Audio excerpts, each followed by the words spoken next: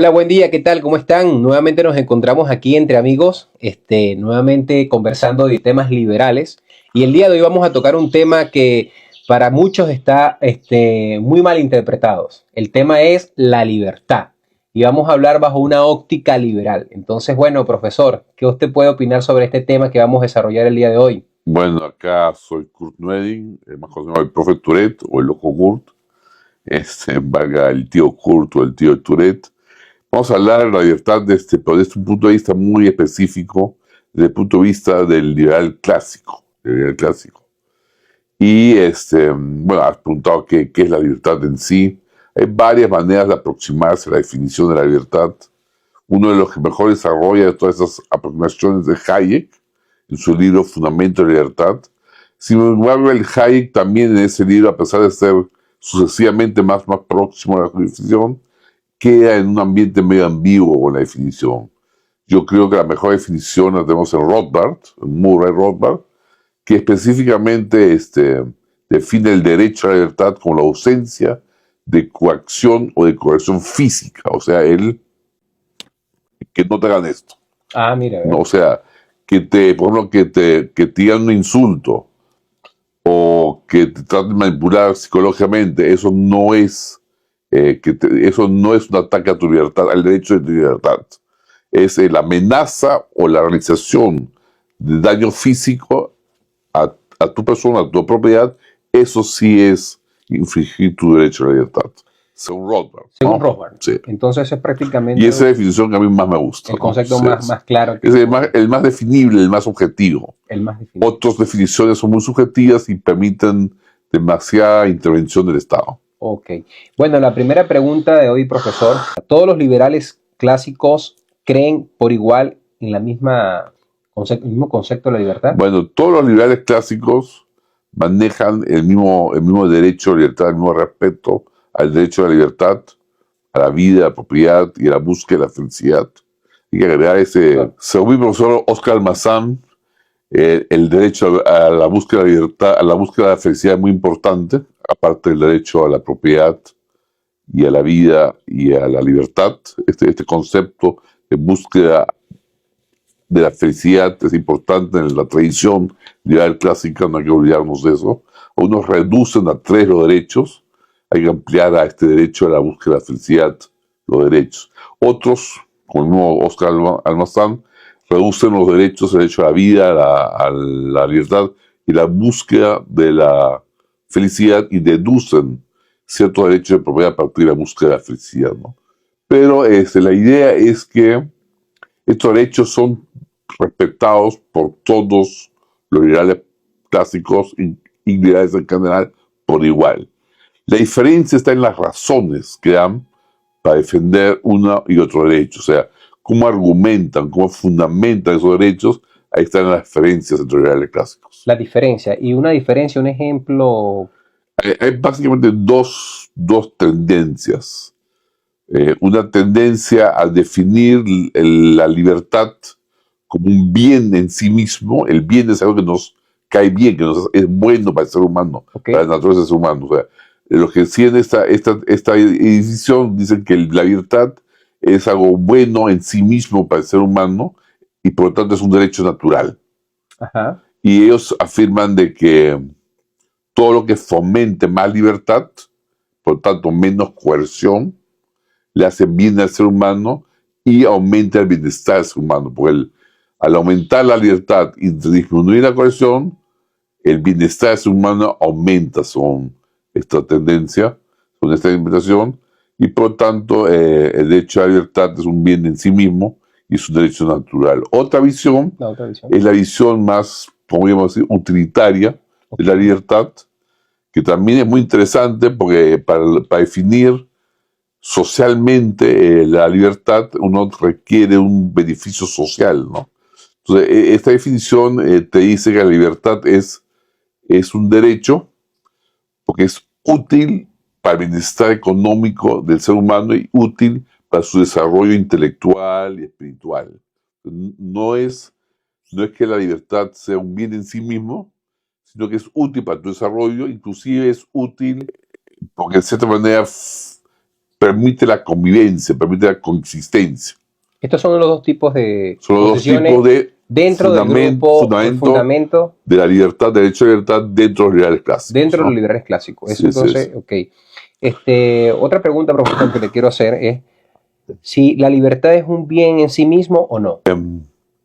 Yo creo que sí, la libertad es un bien, pero creo que lo uno no excluye lo otro. El que algo sea un bien en sí mismo, ¿no? El que la vida sea un bien en sí mismo, no significa que tenga el potencial de ser útil la vida para mí y para mi sociedad, Okay. ¿no?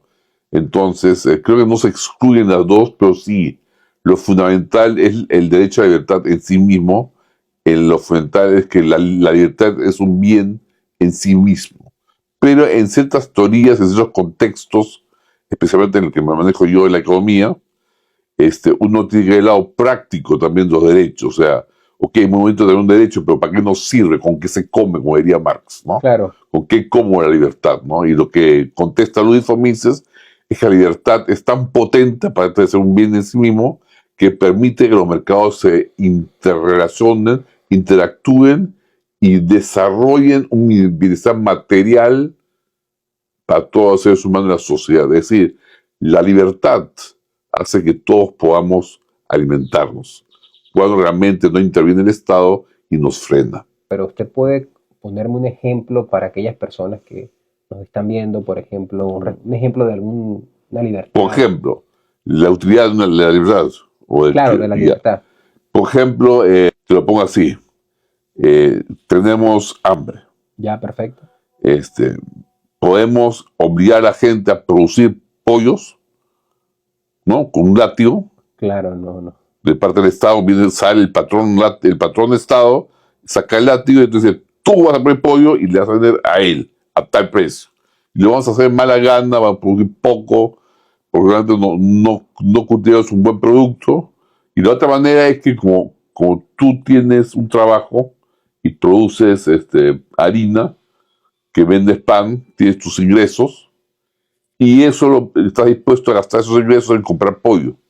Y hay un emprendedor que descubre que hay gente que quiere pagar un buen dinero por pollo y que es rentable producir pollo y va a comenzar a producir pollo para que esta gente que tiene dinero y que quiere gastar el pollo se lo compre. O sea, es decir, el interés del emprendedor va a llevar a que satisfaga el interés del consumidor que quiere comer pollo y que tiene dinero y que tiene un trabajo en el producir dinero.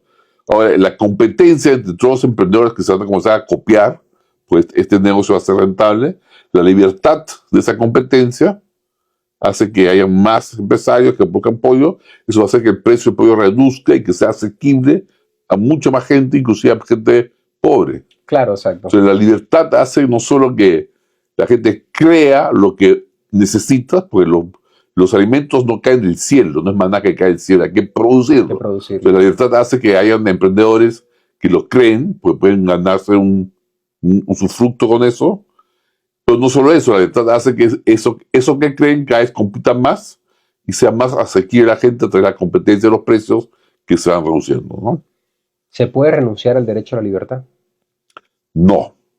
Los que opinamos que el derecho a la libertad es natural, decimos que no se puede renunciar a la libertad, no se puede enajenar la libertad, no se puede vender la libertad, ni siquiera se puede regalar la libertad, ¿no? Es un bien inajenable. Libertad no simplemente puede ser adquirir una propiedad, también puede ser de pensamiento. Especialmente esa libertad es la que nadie puede comprar ni enajenar. Inclusive si hubiese una fuerza exterior que te esclaviza, que te obliga a hacer a latigazos algo, la libertad de pensamiento acerca de lo que te están haciendo en tu interior no te lo pueden robar. No te lo pueden robar. Ese derecho no te lo pueden robar. ¿Qué son los derechos naturales, profesor? Los derechos naturales son aquellas facultades que se deben respetar en el ser humano, que son anteriores al Estado y que el ser humano tiene la facultad de desarrollar para alcanzar su pleno potencial. ¿Cómo cuáles son los derechos naturales? A la vida, todos tenemos derecho a nuestra vida, que nadie nos quite la vida arbitrariamente. Claro, nos pueden quitar la vida de facto. Claro. Pues el derecho a que no nos quiten esa vida es nuestro, es una conquista histórica del ser humano y corresponde a un derecho natural previa a esa conquista. Es decir, el derecho a la vida no surgió cuando los burgueses se rebelaron contra los monarcas, sino era previo a la constitución del Estado Nacional moderno, solo que no había sido realizado en este mundo, en esta parte terrenal. Entonces, esos derechos son preexistentes antes de la realización histórica de ellos y antes de la creación del Estado. En una situación primitiva, nadie tenía derecho tampoco a quitarnos la vida, menos arbitrariamente, ¿no? Este derecho fue desordenado por agentes que atropellaban a las personas quitando las vidas arbitrariamente, con algún fin. Pero el derecho existía de todas maneras. Ahí entramos a la filosofía de derecho, de dónde vienen los derechos, teoría de Platón, quizás el mundo de las ideas, teoría de Aristóteles. Hay varias explicaciones filosóficas. No quiero entrar tanto en ese campo, claro, ya corresponde a un filósofo profesional. Lo que sí te puedo decir es que los derechos, políticamente hablando, son preexistentes al Estado. Preexistentes. Yo lo argumento especialmente, mi forma personal de argumentarlo es basado en las Sagradas Escrituras. Muy bien. Donde vemos que antes de que se forme el Estado, antes de que se forme un gobierno, ya el ser humano vivía y tenía el mandato de vivir. Entonces el derecho a la vida es anterior a la forma social de coexistir. Coexistir, profe. Otro punto del derecho a la vida. Ya, el derecho a la vida es uno de los derechos que tenemos, uno de los derechos naturales. El derecho a la libertad, es el que estábamos hablando antes. En un momento. El derecho de que nadie nos manipule, nos obligue a cambiar por medio de la fuerza nuestro proyecto de vida. O sea, todos tenemos el derecho a desarrollar por nuestros propios medios el proyecto ético y metafísico de vida que queremos, sin que nadie nos obstaculice físicamente, arbitrariamente. O sea, si alguien físicamente nos obstaculiza de modo arbitrario nuestra elección, desarrollo de nuestro potencial de vida, el desarrollo de nuestro proyecto ético y metafísico, está chocando con nuestro derecho de libertad. Y finalmente, otro derecho natural es el derecho a la propiedad. El derecho a la propiedad, si bien algunos liberales clásicos dicen que el derecho a propiedad es absoluto, yo digo que sí es fundamental, pero es un derecho secundario. No en el sentido de que sea menos importante, sino que dentro de la ley natural tú tienes derechos directos y derechos secundarios cuando requiere una premisa adicional al derecho fundamental, al principio fundamental para deducir el derecho. Es decir, en nuestra concepción católica, la propiedad debería estar disponible para todas las criaturas. Es decir, la tierra es propiedad de Dios, del Dios creador, y ha sido creada para el goce de todos los seres humanos, por igual. Por igual. La tierra es propiedad de todos. Pero, y los frutos de la tierra también, pero para ser asequibles todos estos frutos a las personas, tú tienes que crear los bienes. Y en ese sentido, el derecho de propiedad individual, ha demostrado ser la institución más útil socialmente hablando para que se cree abundancia de los bienes de tal manera que todo ser humano tenga acceso a los bienes. O sea, en la función social de la propiedad privada es que justamente habilite, a través de la función social de los medios de producción, de la propiedad de los medios de producción, se habilita el acceso a todo el universo humano, el acceso a los bienes. En ese sentido, la propiedad no es un bien, no es un derecho principio primario dentro del derecho natural, sino un principio secundario, porque es útil para que todo mundo, o sea, porque es útil el derecho a la propiedad para que todo el mundo acceda a los bienes, es que es un derecho natural, lo cual no significa que se pueda romper, ¿ah? Es un derecho natural, pero es secundario, o sigue siendo un derecho natural. Y entonces el cuarto derecho natural es el derecho a la búsqueda de la felicidad. Eso está dentro de los derechos Naturales, naturales. sí, sí, sí. Es un derecho que combina, y yo diría, según mi buen amigo, el teólogo Oscar Almazán, inclusive es un derecho que reemplazaría el derecho de propiedad, ¿no? Es decir, el derecho de propiedad él lo pone como una consecuencia del derecho a la propiedad, el derecho a propiedad lo pone como una consecuencia del derecho a la búsqueda de felicidad. Dice que el derecho en sí, que prima, el derecho en sí que prima, es el derecho a la felicidad, el derecho a la búsqueda de felicidad. Y que es para la realización de ese derecho a la búsqueda de felicidad, es decir, para lograr llegar a ser feliz, es que se requiere un derecho de propiedad relativo para poder justamente alcanzar una felicidad material, ¿no? Estos derechos que usted comenta, profesor, estos derechos naturales, Sí. derecho a la vida, propiedad, libertad, en busca de la felicidad, en Latinoamérica no tenemos nuestras sociedades en bajo de estos derechos. Sí existen los derechos en Latinoamérica, pero los derechos son previos incluso a la existencia de los estados latinoamericanos. Lo que no tenemos es el respeto de parte del Estado de estos derechos. Es decir, los estados nacionales en Latinoamérica nacen del poder y ejercen el poder. No hemos logrado el pacto social implícito, no es un pacto histórico, es un pacto histórico, es un pacto social implícito que han logrado, por ejemplo, Estados Unidos o Alemania, de que la gente se ponga de acuerdo en cómo el poder es limitado en sus recursos, sus funciones y sus poderes, como diría nuestro maestro Mansuetti, ¿no? Es decir, justamente la conquista del ser humano, de la limitación del gobierno, del poder, los recursos y la función del poder del gobierno, es una conquista que le otorga el espacio al ser humano del ejercicio de los derechos naturales. Es justamente por eso que son necesarias constituciones. La idea de la constitución es justamente fijar los límites del ejercicio de poder del gobierno para que estos derechos naturales puedan ser ejercidos libremente por los civiles que estamos en el sector privado. Las constituciones en Latinoamérica no.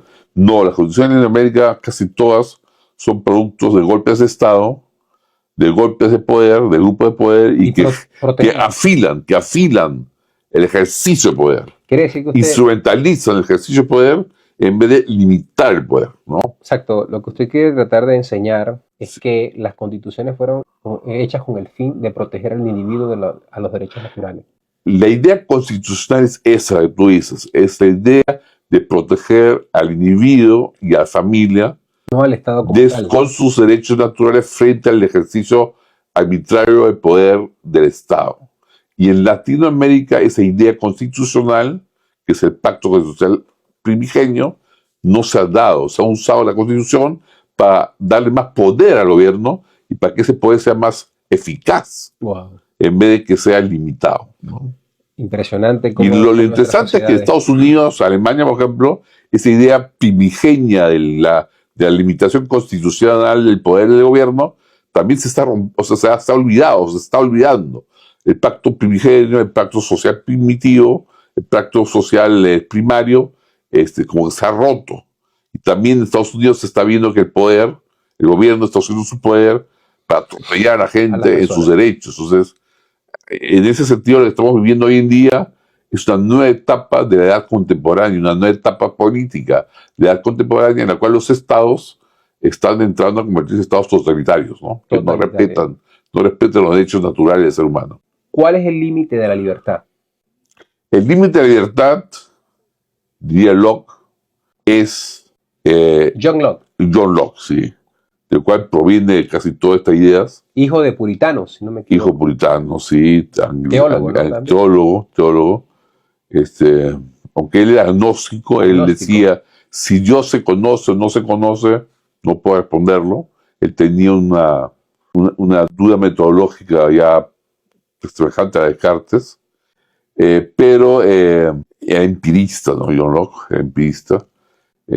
Pero John Locke, él decía que cuando el Estado, que nos reunimos en una especie de pacto social para delegar al Estado la facultad de defendernos de las violencias de otras personas que perturben nuestro derecho natural a la libertad, a través de amenazas físicas, por ejemplo, a través de robos. Pero John Locke decía que no perdemos el derecho a la libertad, es decir, tenemos derecho a la autodefensa, es decir, en caso que el poder central, el poder estatal, el gobierno, el monarca, falle en defendernos, en defender nuestra libertad, nosotros tenemos el derecho de tomar la arma y defendernos. Defendernos nuestro derecho. ¿Para qué, profesor? En cambio, para Hobbes, que era otro de los que tenía esta autoridad del pacto social, para Hobbes, para Hobbes el Estado era el único que tenía el derecho de defenderte de la violencia. De la violencia, porque para Hobbes la idea del pacto social era más evitar el caos de la guerra civil. Entonces, si bien Hobbes no se le puede acusar de ser un absolutista como algunos hacen, la tendencia es acusarlo de un absolutista, pero no se puede acusar de eso porque en sus capítulos, en su libro Leviatán, él desarrolla su sociedad ideal, que es una sociedad liberal clásica. Claro. Donde habla del florecimiento de la sociedad, de las libertades, etc. Pero ante la pregunta de Hobbes, ante la pregunta que le hacen a Hobbes, ¿qué prefieres? Ya no la sociedad de la libertad clásica, sino que cuando le preguntan ¿qué prefieres? ¿El régimen totalitario, o sea, el monarca absolutista, o la guerra civil? Él dice el monarca absolutista. O sea, Hobbes elige el orden antes que la libertad y el orden antes que el caos libertino. Mira. ¿No? Entonces, para Hobbes, pero Hobbes dice, Hobbes lo que dice es esa libertad primigenia que tenemos, que nos puede hacer convertir en lobo para otros lobos, fieras para otras fieras, tenemos que superarlo dándole a un ente superior, un Estado, ciertos derechos civiles y obligaciones civiles para que este Estado nos proteja uno del otro. Hobbes nos ve en continuo conflicto, chocando uno con el otro, y necesita un Estado que no sea con sangre ese conflicto. Mientras que Locke tiene una visión más positiva del ser humano y cree que hay una posibilidad de interactuar pacíficamente y que la tendencia es a interactuar pacíficamente y más bien el ser humano tiene el derecho a él mismo a defenderse, ¿no? Mira, interesante. Pero en general los dos coinciden en que el límite del derecho a la libertad es justamente el derecho a la libertad del otro. En la medida que yo le cedo a la policía o yo me tomo el derecho de defender mi libertad por medio de la violencia física, el otro también tiene derecho a usar la violencia física o a ceder la violencia física al Estado para defenderse de mi agresión. Por lo tanto, ambos cedemos parte de nuestro derecho a la libertad a un ente que es violento, que tiene monopolio de la violencia, para defendernos. Solo que en Hobbes el monopolio de la violencia es del Estado, y para Locke no sea tanto un monopolio de violencia, sino un monopolio de violencia legítimo, y más bien hay una legítima defensa que en Hobbes inclusive se niega, ¿no? Se niega por la posibilidad de la guerra civil. Sí, profesor, con respecto a la palabra Estado, ¿para aquel tiempo ya existía en los tiempos de Locke la palabra Estado?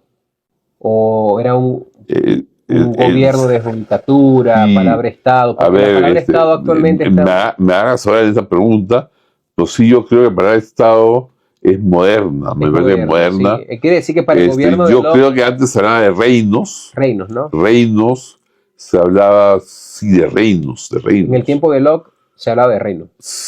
sí se habla de reinos. Claro, entonces El tipo de Hobbes se hablaba de reinos, el tipo de Locke se hablaba de reinos. Y entonces el reino estaba para creo que la proteger, idea de Estado surge con Hobbes. o Con Hobbes, con el Maquia- Libertad sí, el que de todas maneras, la idea de república surge con claro, Maquiavelo. sí, Maquiavelo, ¿no? Maquiavelo es que surge la idea de república. Pues sí, la idea de Estado, tal vez como seguimos hoy en día, Como lo entendemos, sí Estado-nación surge con Maquiavelo. porque se en puede realidad. malinterpretar La república nacional, ¿no? Surge con cuando Maquiavelo, se habla ¿no? de Locke, por ejemplo, de Hawke con respecto al Estado, se puede malinterpretar esta parte de que ellos creían lo que creía el Estado actualmente. Entonces ellos creían más que todo eran un reino de judicatura, de jueces, Especialmente Locke, perdón, especialmente Locke, que viene de la tradición inglesa, la anglosajona, tradición ¿no? Que hay anglosajona. una tradición de judicatura, de jueces, que administran justicia y que constituyen precedentes de jurisprudencia, ¿no? Jurisprudencia. Más bien, eso es el derecho insular de Inglaterra. Más bien, a nivel continental, en Europa continental, el derecho surge más bien de una entidad central del monarca, ¿no? Ya no de jueces descentralizados, sino de un monarca centralizado. Profesor, ¿podemos los ciudadanos vendernos como esclavos? Esa es una buena pregunta. No tenemos el derecho natural, pero de facto lo podemos hacer. Lo podemos hacer cuando la legislación lo permite. En los estados modernos la legislación no lo permite. Ujú. Pero hay muchas cosas que los estados modernos no permiten que son cuestionables, si es que tienen derecho a no permitirlo. Por ejemplo,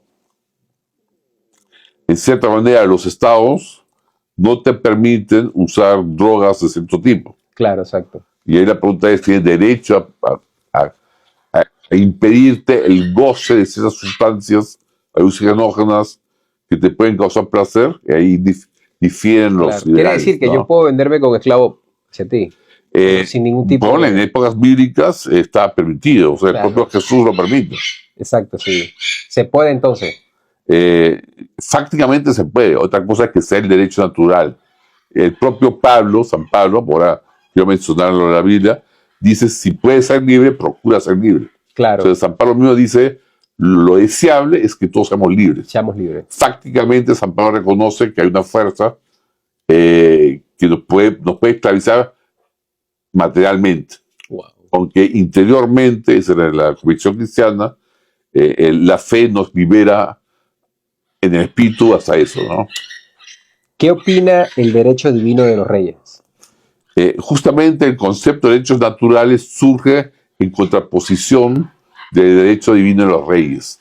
El derecho divino de los reyes permitía a los reyes, en nombre de Dios, actuar y deshacer y hacer lo que querían. Podían condenar o no condenar, podían perdonar o no perdonar la vida de la gente. En cambio, el derecho natural justamente dice que ese rey también está sometido a reglas de respeto a los derechos naturales de sus súbditos. En otras palabras, el concepto de derecho natural surge para limitar justamente la arbitrariedad del derecho divino de los reyes. ¿Cuál es la condición de todo derecho, profesor Kurt? Bueno, mi querido José, para ejercer cualquier derecho a la vida, el derecho a la búsqueda de la felicidad, el derecho a la propiedad, lo que precede a todo es el derecho a la libertad. El derecho a la libertad. Si no soy libre, no puedo hacer con mi vida lo que yo deseo hacer. Si no soy libre, no puedo hacer con la propiedad lo que yo deseo hacer. Si no soy libre, no puedo ejercer el derecho de la búsqueda de felicidad. Es decir, la condición previa a todo derecho es el derecho a la libertad. Por eso que en nuestros movimientos enfatizan tanto la idea de libertad, De la libertad. porque es el derecho fundamental. Me hace recordar mucho a Javier Milei cuando habla de la libertad, libertad, libertad. Exacto, es el Habían derecho fundamental. críticos que siempre comentan que es una palabra vacía si no se explica el orden, justicia, seguridad. Claro, la pero libertad. digamos, Pero ya si no entiendo tienes el libertad, contexto de la libertad. claro, si no tienes orden, Puedes disfrutar.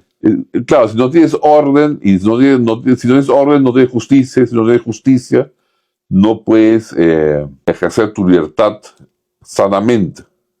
Pero para la justicia en sí es la obligación de o la justicia en sí es dar a cada quien lo que se merece, es decir, reconocer a cada quien sus derechos Claro. adecuados. O sea, la justicia se da socialmente cuando hay previamente un derecho a la libertad. Claro, Sí, exactamente. pues. La Y libertad. el orden, justamente ahí diferimos muchas veces. Pues algunos entienden orden como un orden de arriba abajo, Perfecto. vertical.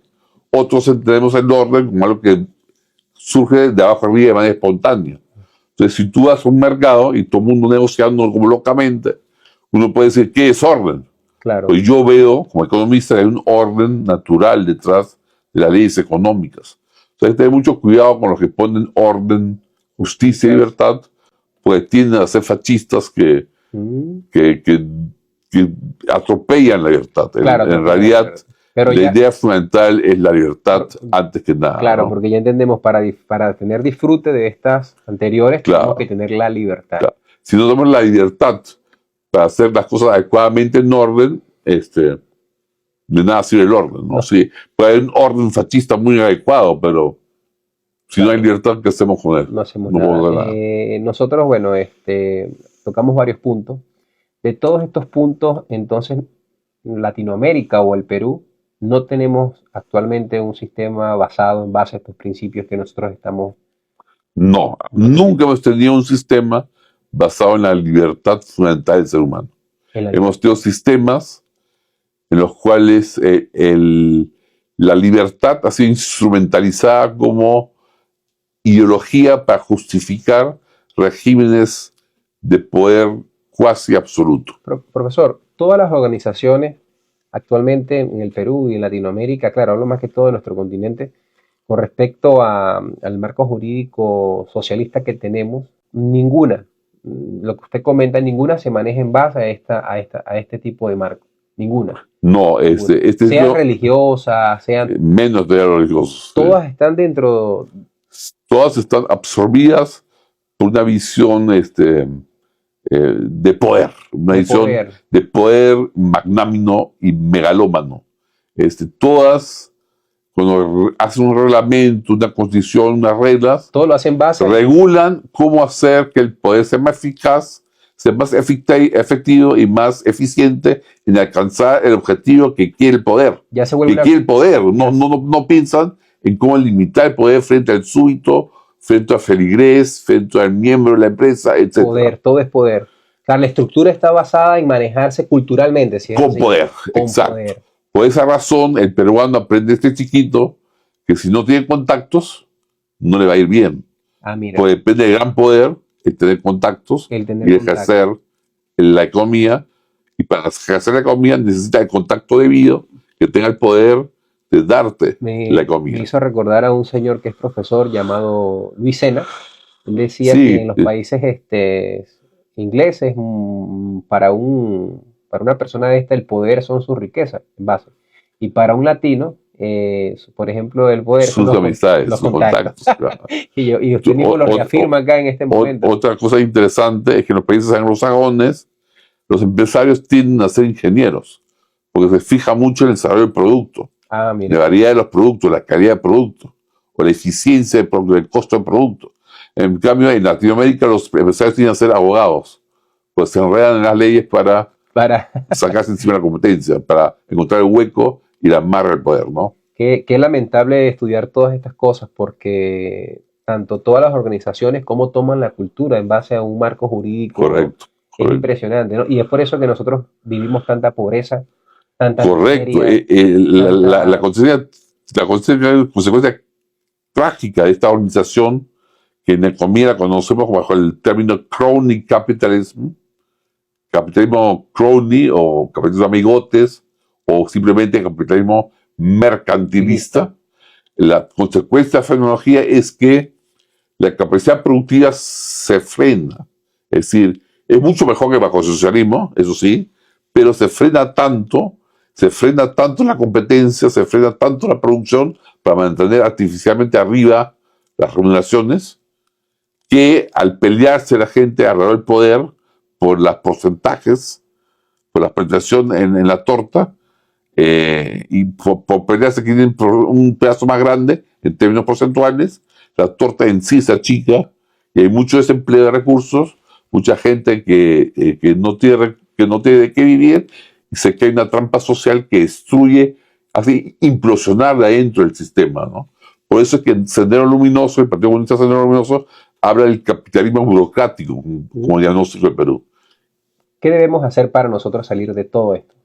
¿Cuáles son los medios? Partidos políticos, organizaciones. El único medio pacífico que nos queda es implementar políticamente un gobierno limitado, una democracia en la cual se respeten los derechos de las minorías, no una democracia russoniana, donde la mayoría es la que manda, sino una democracia donde la mayoría tiene como límite los derechos fundamentales del ser humano, los derechos fundamentales de las minorías. Medios. No tiene el derecho la mayoría de atropellar los derechos fundamentales de la minoría. Medios, partidos políticos. Medios, partidos políticos, una democracia habitada, anclas adecuadas en la Constitución, pero sobre todo instituciones sanas. Instituciones sanas. Y ante todo, una reforma radical de la justicia. Si no hay una justicia que avala y que aprueba y que decide qué es lo correcto y qué es lo incorrecto, en el sentido qué corresponde a un modelo de gobierno limitado y qué no, de vanas son nuestros intentos de reorganización. Bueno, profesor, fue un gusto compartir este tema. Un gusto. Para todos aquellos los que acaban de escuchar este tema, estamos prácticamente enjaulados bajo un sistema que no nos permite tener la libertad.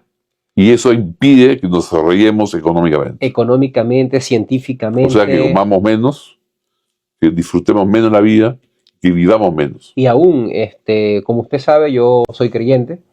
Puedo notar también que no tenemos ni siquiera aquella libertad por estar bajo de un sistema que prácticamente nos quita todo el tiempo. Claro. En la cual no podemos dedicarle a Dios para glorificar su nombre. Lo que dice es muy cierto, por menos productiva que es una economía, y es menos productiva si dedicas más tiempo a las leyes de poder para acceder a algo de comida, menos tiempo tienes para dedicarte a las cosas de espíritu. Claro. Para dedicarte a las cosas de espíritu, tú requieres cierto grado de productividad que te garantice la sobrevivencia. Un obrero, si no tiene lo mínimo asegurado para la productividad de la economía, no puede pensar en ir a la iglesia. Tiene que pensar en alimentar a sus hijos. Claro, y eso es una gran tragedia. Es una gran tragedia. Bueno, muchas gracias, profesor. Hasta luego. Y muchas gracias a todos ustedes. Bueno, le mandamos un saludo de acá de Perú. Lima. Hasta luego. Desde Lima, Perú, Surco. Allá puede mandarle un saludo ya. ¡Viva la libertad, carajo! ¡Viva la libertad! Bueno, profesor, hasta luego. Hasta luego.